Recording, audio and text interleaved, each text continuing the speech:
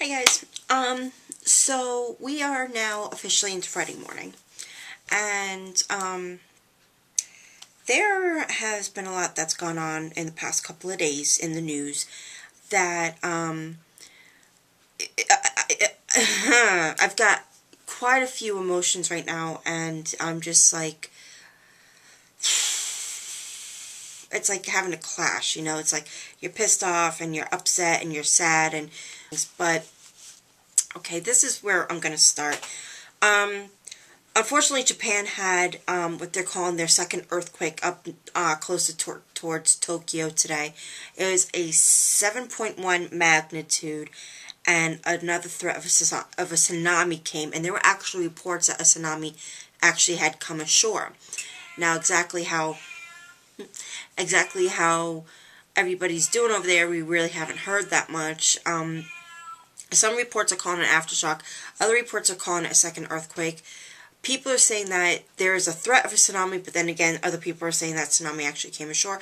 So it's like, basically, we're getting some information, but we're not getting that much information. So, you know, that's kind of that's really the sad news of the day. So,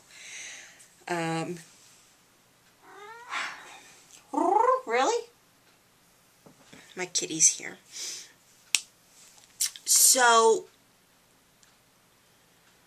two stories I found today. Well, one was actually on TV, but I found another one on the internet today. And this is what these are the two stories that really pissed me off today. I'll start with Florida. There was a man that was arrested late last year. I think he was arrested actually in December. And he was arrested I think he was living in Colorado at the time. But he was actually extradited to Florida. Okay. This man was arrested because he was the author of a how-to guide for pedophilias. Basically, what is that?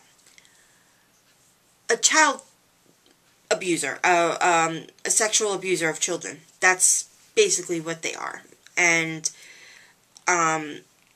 you know, it's, you know, pedophiles are the scum of the earth. So this guy is right up there with them. So you would think that, you know, he's writing a how-to book on how to abuse children, how to get away with it. You think maybe he'd get some jail time and, you know, he'd, you know, be segregated from all these people in jail, because you know what happens to child molesters and child rapists and all those kinds of people in jail. Exactly what they deserve. Nope. Philip Greaves, Greaves, got 2 years probation. And Florida wonders why all their children are being victims of sex offenders down there, because they don't know how to take care of the people who commit such crimes. And it just really, it pisses me off that this guy was able to get away with 2 years of probation. He should have gotten...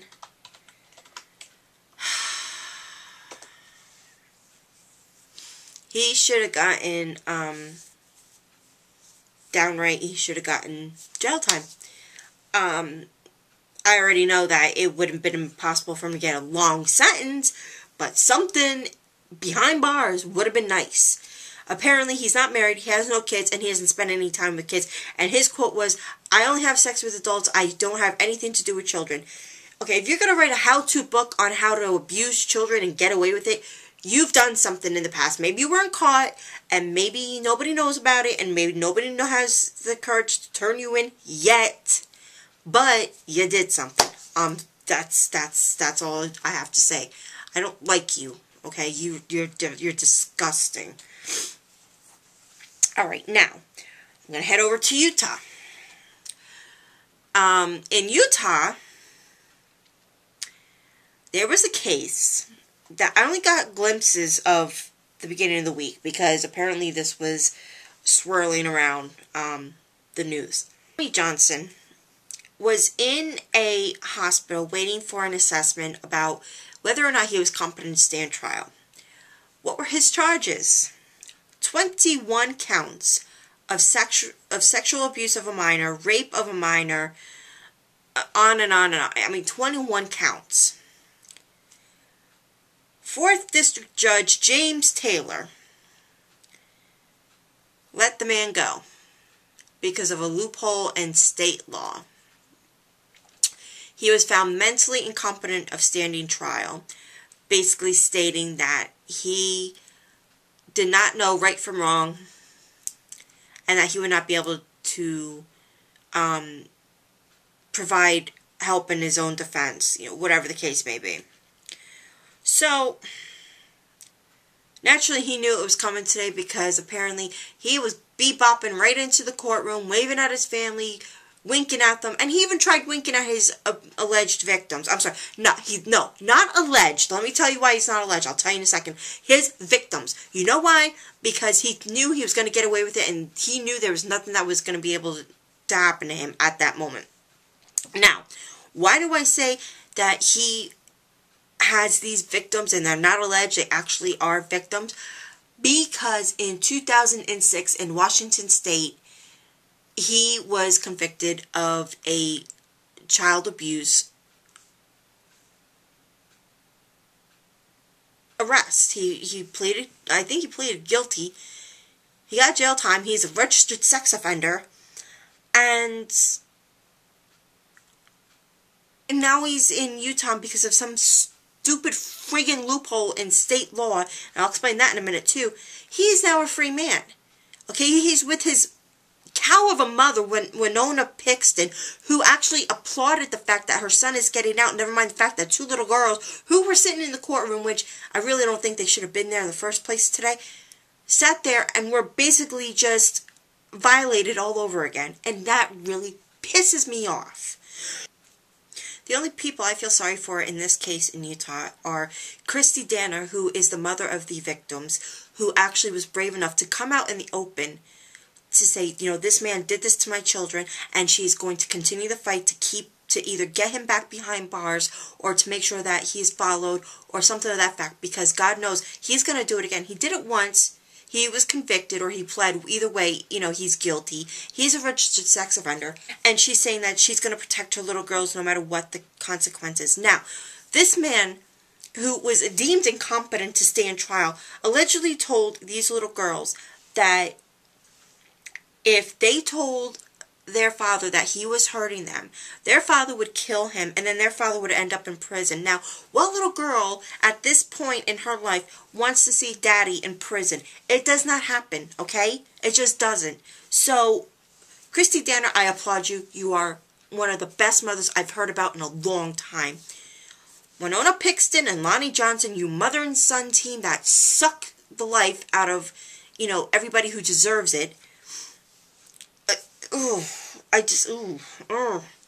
And 4th District Judge James Taylor, next time try a little bit harder. Utah state law claims rape does not cause bodily harm. Really? Rape does not cause bodily harm. Okay, now, let's get this straight. Utah, which is the state home to the radical Mormon cults, okay, and I'll explain what I'm saying that later, says that rape does not cause bodily harm. Really? Okay, we're talking about victims who are forced to have sex against their will. Okay? That's a bodily violation. It's a violation of their soul, of their being, of their mental and physical and emotional capabilities, okay? And and state law is gonna say it doesn't cause bodily harm? Really? Come on.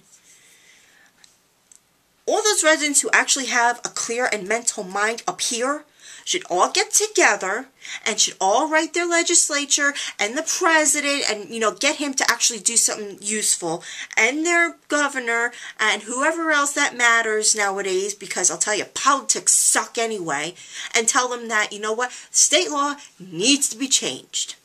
That's it. Okay, now, I brought up radical Mormons before. Okay, now like I said, I have no problem with people who, of any race, any culture, any religion, any, sexual orientation. Now, people in Utah who run these little cults who marry girls who are 12, 13, 14, 15 years old and make them have babies and then collect from the government. Those are the people who actually understand, or I'm sorry, don't understand. These are people who actually think that this is okay. And I'm not talking about all Mormons, okay?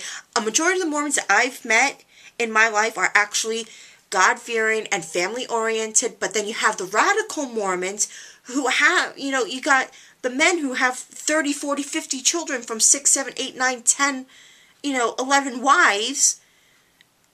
And it's like, oh, it's just way too weird. Oh my God. So, for Utah to say that rape does not cause bodily harm, then you better check out some of the girls who ran away from these radical Mormon cults and ask them how they feel. You need to round up every rape victim in the state of Utah and ask them how they feel. Because I'll tell you right now, rape is a bodily harm, it's emotional harm, it's mental harm. Okay, these victims don't ask to be raped. They don't put themselves out there for these people to take advantage of them. So, Utah and Florida, you are so high on my shit list right now. It's disgusting. This is my feeling. Megan's Law came about because of a little girl named Megan Kanka, who was actually from New Jersey, was abducted, raped, and killed by a sex offender. Now, because of her parents' hard work, we do not have Megan's Law in apparently 30 states, okay? Number one, it needs to be in all 50 states, and number two, it needs to be made a federal law. If you do not register as a sex offender in the town that you move to or the state that you move to, you should go to federal prison and be put in general population. That is my feeling. That's what I know. It should happen. I know everything I say is not going to make a huge difference in the world today, but I'm hoping somebody who's watching this will understand what I'm talking about and will actually say you're right and actually do something about it. There's only so much one person can do, but maybe if a group of people get together and, fight a good fight and actually try to make laws different, maybe something good will come out of it. Alright, so I vented. I'm still not happy, but you know what? At least it's out there and at least the whole world knows what they're going to look like. I'm actually going to post some pictures after my video, and I'll show you who I'm talking about because I can't do it during my video because then I have to do a voiceover and then I'm going to even be more pissed off. So, alright, so I will talk to you guys later.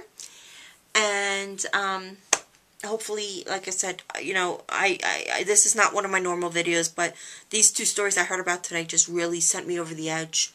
So tomorrow, I promise I'll be a happier person because I will actually see my cousins tomorrow, Christine's boys, and it'll just make me the happiest person in the world. So, alright.